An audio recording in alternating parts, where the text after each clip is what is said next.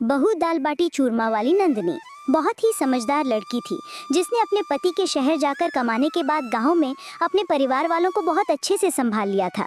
वो गांव के बाजार में दाल बाटी और चूरमा का ठेला लगाया करती थी। ऐसे ही आज भी वो गांव के बाजार में ठेला लगाकर खड़ी हुई थी। दाल बाटी चूरमा खाओ, आओ आओ, नंदिनी का स्पेशल दाल बाटी चूरमा खाओ, 60 रुपए प्लेट, 60 रुपए प्लेट। नंदिनी की आवाज़ सुनकर वहीं पास में एक औरत और उसके बच्चे गुजर रहे होते हैं और उस बच्ची ने कहा, माँ मुझे दाल बाटी और चूरमा खाना है और मुझे वो बहुत अच्छा लगता है, आप मुझे खिला दो ना। ठीक है, वैसे भी दाल और बाटी शरीर को नुकसान नहीं करती, चल मैं तुझे थोड़ा सा खिला देती हूँ, लेकिन उसके बाद बिल्कुल भी जिद मत करना, उसी दिन घर जाकर सो जाना। ठीक है मॉम, मैं बिल्कुल भी परेशान नहीं करूँगी। वैसे भी दाल बाटी चूरमा खाकर बहुत अच्छी नींद आती है, मैं तो घर जाते ही सो जाऊँगी। अब औरत और उसकी बच्ची नंदिनी के ठेले पर जाते हैं और नंदिनी उन्हें दाल बाटी चूरमा परोस देती है।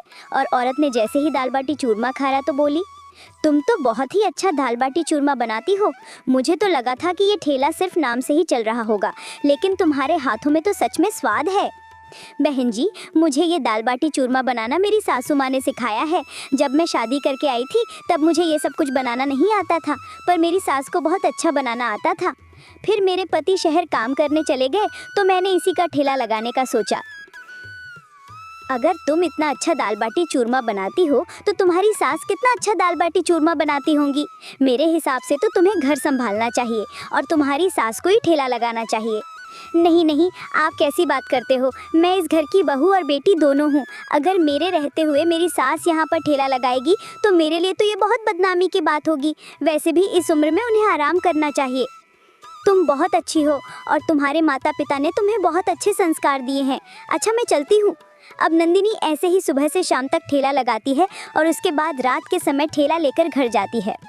और उसकी सास सौभाग्य ने कहा, क्या बात है बहू, आज तेरा काम अच्छा खासा हो तो गया ना। चल गया है, आज की कमाई से आपकी 2 दिन की दवाई आ जाएगी और कुछ दिनों का दाल बाटी चूरमा का सामान भी आ जाएगा। अच्छा बहू, तो अब मैं तेरे लिए खाना लगा देती हूँ। तू बहुत ज़्यादा थक गई होगी ना, सारा दिन ठंड में दाल बाटी चूरमा का ठेला लगाकर खड़े हुए। अब सौभाग्य जाकर खाना गर्म करने लगती है और नंदिनी हाथ मुंह धोकर आ जाती है। दोनों सास बहू एक दूसरे का सहारा थी और एक दूसरे के साथ रहा करती थी। ऐसे ही खाना खाने के बाद जैसे ही नंदिनी अपनी थाली उठाकर उठने लगती है कि तभी उसे चक्कर आता है और वो गिर जाती है। और सौभाग्य उसे छूकर देखती है तो कहती है, अरे ये क्या, बहू को तो तेज़ बुखार है। इस समय तो कोई डॉक्टर की दुकान भी नहीं खुली होगी, मैं क्या करूँ। सौभाग्य को कुछ भी समझ में नहीं आता और वो बहू को बिस्तर पर लेटा देती है। पूरी रात सौभाग्य अपनी बहू की सेवा करती है। सुबह नंदिनी का बुखार थोड़ा उतर जाता है और उसने कहा, माँ जी अब मुझे थोड़ा आराम लग रहा है, आप पूरी रात मेरी सेवा करती रहीं, अब आप आराम कर लीजिए, मैं ठेला लगाने के लिए जा रही हूँ, मैं उसकी तैयारी कर लेती हूँ। नहीं नंदिनी बहू, अभी तुझे इतना आराम नहीं हुआ है कि तू ठेला लगाने के लिए जा पाएगी। तू आराम कर, आज ठेला लगाने के लिए मैं जाऊँगी। माँ जी, वहाँ पर सारा दिन वहाँ खड़े रहना पड़ता है और बहुत मेहनत होती है, धीरे धीरे ठंड भी बढ़ रही है।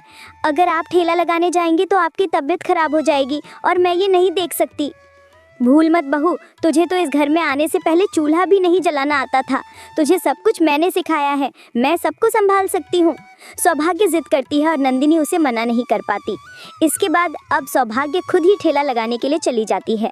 वहाँ पर कई सारे लोगों की भीड़ देखती है और कहती है, यहाँ पर तो बहुत सारे लोग हैं बाजार के अंदर, लेकिन कोई भी दाल बाटी चूरमा खाने के लिए आ नहीं रहा। न जाने नंदिनी रोज़ यहाँ पर ठेला लगाकर कैसे मेरा पेट पालती थी। मेरी दाल बाटी चूरमा बेचने वाली बहू ने तो बहुत मेहनत की है।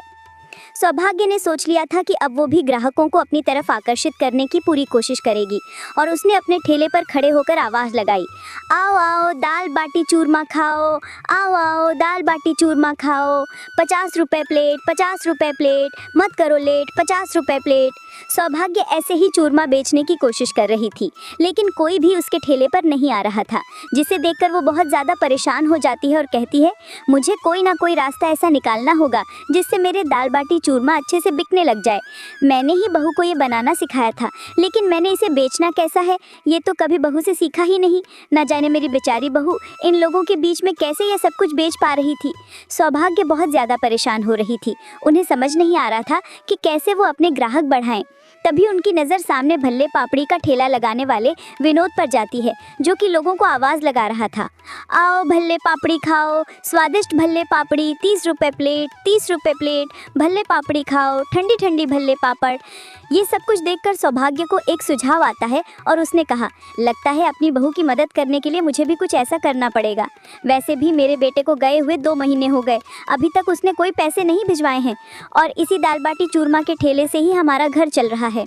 अब सौभाग्य ने भी अपना दिमाग लगाया और सब लोगों के सामने आवाज़ लगाने लगी, आओ आओ दाल बाटी के साथ चूरमा फ्री खाओ, आओ आओ दाल बाटी के साथ चूरमा फ्री खाओ, 50 रुपये प्लेट, 50 रुपये प्लेट, मत करो लेट, 50 रुपये प्लेट।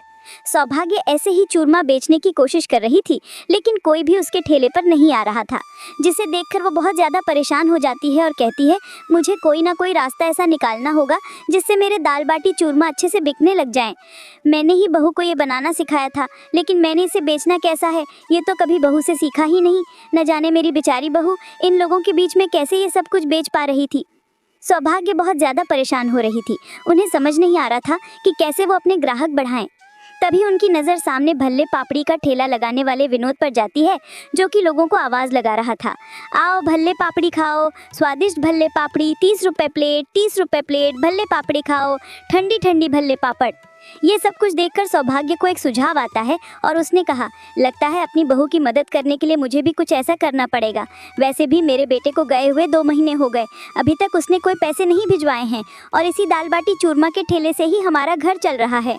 अब सौभाग्य ने भी अपना दिमाग लगाया और सब लोगों के सामने आवाज़ लगाने लगी, आओ आओ दाल बाटी के साथ चूरमा फ्री खाओ, आओ आओ दाल बाटी के साथ चूरमा फ्री खाओ, 50 रुपये प्लेट, 50 रुपये प्लेट, मत करो लेट, 50 रुपये प्लेट। सौभाग्य ऐसे ही चूरमा बेचने की कोशिश कर रही थी, लेकिन कोई भी उसके ठेले पर नहीं आ रहा था, जिसे देखकर वो बहुत ज़्यादा परेशान हो जाती है और कहती है, मुझे कोई ना कोई रास्ता ऐसा निकालना होगा जिससे मेरे दाल बाटी चूरमा अच्छे से बिकने लग जाएं। मैंने ही बहू को ये बनाना सिखाया था, लेकिन मैंने इसे बेचना कैसा है ये तो कभी बहू से सीखा ही नहीं। ना जाने मेरी बेचारी बहू इन लोगों के बीच में कैसे ये सब कुछ बेच पा रही थी। सौभाग्य बहुत ज़्यादा परेशान हो रही थी, उन्हें समझ नहीं आ रहा था कि कैसे वो अपने ग्राहक बढ़ाएं। तभी उनकी नज़र सामने भल्ले पापड़ी का ठेला लगाने वाले विनोद पर जाती है, जो कि लोगों को आवाज़ लगा रहा था, आओ भल्ले पापड़ी खाओ, स्वादिष्ट भल्ले पापड़ी, 30 रुपये प्लेट, 30 रुपये प्लेट, भल्ले पापड़ी खाओ, ठंडी ठंडी भल्ले पापड़। ये सब कुछ देखकर सौभाग्य को एक सुझाव आता है और उसने कहा, लगता है अपनी बहू की मदद करने के लिए मुझे भी कुछ ऐसा करना पड़ेगा। वैसे भी मेरे बेटे को गए हुए 2 महीने हो गए, अभी तक उसने कोई पैसे नहीं भिजवाए हैं और इसी दाल बाटी चूरमा के ठेले से ही हमारा घर चल रहा है। अब सौभाग्य ने भी अपना दिमाग लगाया और सब लोगों के सामने आवाज़ लगाने लगी, आओ आओ दाल बाटी के साथ चूरमा फ्री खाओ, आओ आओ दाल बाटी के साथ चूरमा फ्री खाओ। और उसके बाद 2 औरतें उसके पास आकर कहती हैं, अरे बहन ये क्या बोल रही हो, दाल बाटी के साथ में चूरमा मुफ्त में खिला रही हो, ये तो बहुत अच्छा मौका है, मुफ्त की चीज़ किसको बुरी लगती है, चल बहन 50 की तो दाल बाटी खा लेते हैं। हाँ हाँ बहन जी, मैं आप दोनों के लिए अभी गर्मा गर्म दाल और बाटी लगा देती हूँ, फिर आपको चूरमा भी मुफ्त में दूंगी। दोनों औरतें ये सुनकर बहुत ज़्यादा खुश हो जाती हैं, क्योंकि वो औरतें इस बात से अनजान थीं कि वैसे ही वो 50 रुपये में दाल बाटी चूरमा बेचा करती थी, लेकिन जैसे ही उसने बीच में एक मुफ्त शब्द का इस्तेमाल किया, अचानक ही उसके ठेले पर आने वाले ग्राहकों की संख्या दुगनी हो गई। और ये सब कुछ देख रहे विनोद ने कहा, क्या बात है, आज तो नंदिनी बेटी की सास बहुत अच्छा काम कर रही है और उसने बहुत अच्छा दिमाग लगाया। मुझे खुशी है कि अब कम से कम नंदिनी बेटी को ज़्यादा परेशान नहीं होना पड़ेगा और उसकी सास भी उसकी मदद करवाएगी। विनोद बिल्कुल भी नंदिनी से ईर्ष्या नहीं रखता था और वहीं सौभाग्य के ठेले पर ग्राहक बढ़ते जा रहे थे। नंदिनी अपने घर में बैठकर परेशान हो रही थी और उसने खुद से कहा, अब तो मेरे बुखार में भी आराम है, एक बार जाकर माँ जी को देखकर आना चाहिए कि माँ जी कैसी हैं। वैसे भी माँ जी अकेली परेशान हो रही होंगी, ठेले पर ज़्यादा ग्राहक तो आते भी नहीं हैं, लेकिन खड़े खड़े उनके पैरों में दर्द हो रहा होगा, कम से कम उनके लिए टेबल लेकर चली जाती हूँ। अब नंदिनी अपने घर में झोपड़ी के अंदर रखा हुआ टूटा फूटा स्टूल उठाती है और उस ठेले की तरफ लेकर जाने लगती है, लेकिन जैसे ही वहाँ जाती है तो देखकर हैरान हो जाती है कि वहाँ पर दाल बाटी चूरमा खाने के लिए लोगों की भीड़ लगी हुई थी। और तभी नंदिनी अपनी सास को आवाज़ लगाते हुए सुनती है, आओ आओ दाल बाटी के साथ चूरमा मुफ्त खाओ, आओ आओ दाल बाटी के साथ चूरमा मुफ्त खाओ, 50 रुपये प्लेट, 50 रुपये प्लेट, आइए बहन जी, आइए भाई साहब। धीरे धीरे दोनों सास बहू मिलकर बहुत अच्छी कनाई कर लेते हैं और घर आ जाते हैं। बहू, आज जब मैं ठेले पर गई तो मुझे समझ में आया कि तू अकेले कितनी मेहनत करती थी इस घर को चलाने के लिए। रवि तो जैसे शहर जाकर हमें भूल ही गया। और माँ जी, आज मुझे समझ में आया कि एक माँ हमेशा सब लोगों की माँ ही होती है। मैंने कभी भी अपने ठेले को इतने अच्छे से नहीं चलाया जितना अच्छा ठेला मेरा आज चला है। और उसके बाद ऐसे ही अपना जीवन बिताते हैं। 6 महीने के बाद रवि भी अच्छे खासे पैसे कमाकर वापस आ जाता है और सब मिलजुल कर खाने पीने और खुश रहने लगते हैं। राजस्थान के एक छोटे से गांव में एक परिवार रहता था, जिसमें अशोक अपनी पत्नी और 3 बच्चों के साथ रहता था। अशोक की 2 लड़की और 1 लड़का था। एक दिन अचानक राजस्थान में भूकंप आ गया था, जिसके कारण उनका घर टूट गया। अब वो बेघर हो गए। बच्चों, तुम फिक्र मत करो, मैं हूँ ना। रोने की कोई बात नहीं है, हम सब मिलकर कोई ना कोई रास्ता ढूंढ ही लेंगे। हमारा तो बस यही घर रहने का एक सहारा था, कैसे कैसे अपने हाथों से बनाया था। माँ, तुम रो क्यों रही हो? हमारे नसीब में ऐसे ही लिखा था तो बस हो गया, अब आगे की सोचो। वो लोग जैसे तैसे सारा दिन बाहर सड़क पर अपने दिन काटने लगते हैं। उन्हें वहाँ कोई काम भी नहीं मिलता, जिससे परेशान होकर वो दिल्ली जाने की सोचते हैं।